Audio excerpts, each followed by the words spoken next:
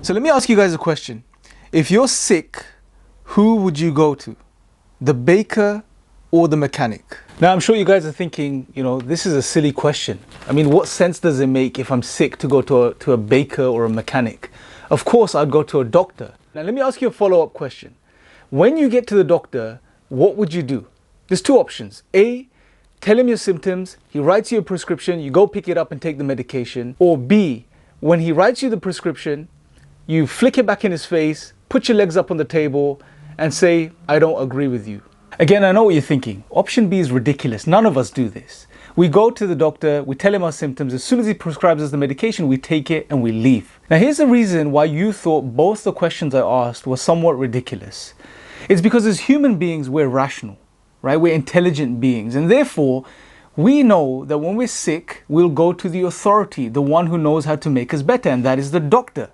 And once we get to the doctor, we know that once we've recognized him and seen him as the authority, the one that knows medicine, that we're going to obey what he says. We're going to submit to him and obey. We're not going to argue with him. We're not going to challenge him. We're going to just take the medication and leave. And we do this throughout our lives. Whether you're driving down a road which says 40 and there's police cameras there, you're going to drive at 40. You're going to submit to the authority. Or even when you're on a plane and the pilot tells you to fasten your seatbelts because you're going to hit some turbulence, or you're going to fasten your seatbelts because you're going to submit to authority, the one that knows best. Now, how does all of this link to what you do when something doesn't logically make sense to you in the Quran? Well, here's the point. Allah subhanahu wa ta'ala is the ultimate authority. He's not another person.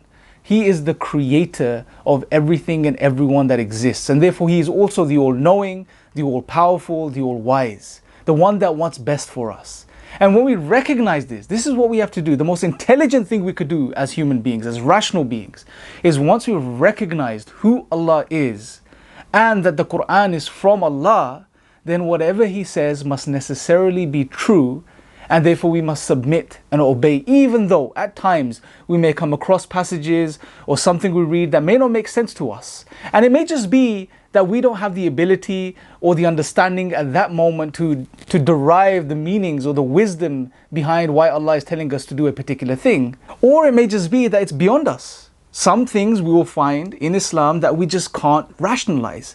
Because at the end of the day, we are limited human beings who have limited rational faculties, and our job is not to understand everything Allah has dictated or try to get into the mind of God in some way, but instead, it's to submit and obey. It's about humility, not arrogance. But submitting to something in the Quran which you don't understand is not irrational or illogical, because we have foundationally understood who Allah is and who the author of the Quran is. And once you've understood this, then the most rational and intelligent thing a human being could do is submit, regardless of whether you understand something or you don't. That being said, Allah has given us a revelation which makes sense on so many different levels. Intuitively, rationally, emotionally, it fulfills you as a human being. So it's seldom you'll come across a passage or something that really doesn't make sense to you. But even if it does, now you know how to deal with it. I'll leave you guys with this. Until next time, take care.